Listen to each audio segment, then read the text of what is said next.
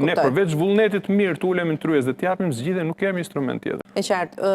Ka thënë një fjali zonja Kos ditën e djeshme dhe unë dua vetëm të ndalemi këtu pa u thelluar në Progres Raport, sepse ai kaloi spaku pati vlerësimin e tij, reforma drejtësi vlerësimin e saj, gjitha proceset. Bashkimi Evropian nuk do të pranojë më kuaj të Trojës. Antarët e rinj do të kalojnë periudhë prove.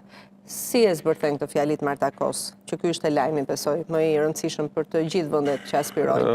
Lajmi më i rëndësishëm për ambicien gjeopolitike të shpallur të kryeministrit. Që është dhe jona, duhet parë kështu.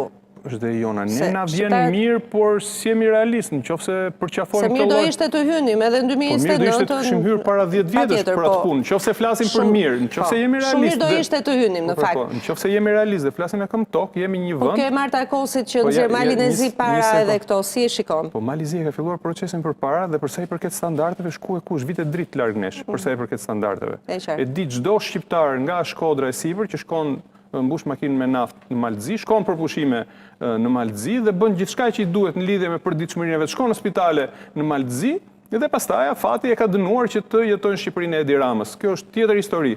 Nëse duhet të jemi të sinqert me shqiptarët, e dinë ku është Malizi, se ka informacion sot dhe ku jemi ne. Ne ndoshta s'na vjen mirë, por duhet ta shohim të vërtetën në sy ku jemi katandisur, në çfarë gjendje të rrezikshme demokracie jemi katandisur, se nëse marrim raportin nga fillimi në fund nuk ka një fjali përgëzuese për qeverinë ose për gjendjen e demokracisë në Shqipëri, përkundrez janë kritikat hapura dhe autopsia më e mirë që i bëhet shtetit për fat keq të korruptuar ku neve jetojmë, dhe nga ana tjetër duhet jemi një çik koshent që jemi një vend që nuk i kemi hapur akoma gjithë kapitujt e negociatave dhe pretendojmë të mbyllim mbas një viti e gjysmë në një kohë kur jemi vetë koshent që nuk plotësojmë asnjë standard për të mbyllur asnjë kapitull të vetëm. Kroacia që ka qenë më e shpejta në këtë drejtim i ka mbyllur për 7 vjet.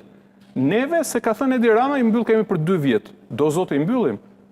Por mos harrojmë që Bashkimi Evropian ka standarde edhe për zgjerimin dhe ambicia jonë e shpallur në 2027 nuk është ambicie e Bashkimit Evropian. Nuk ka thënë ata që do t'i mbyll Shqipëria kapitujt. Ata mbështesin aspiratën tonë se qeveria jonë thotë ne shpresojmë të mbyllim 2027. Inshallah thonë ata, i mbyllni, inshallah arrini.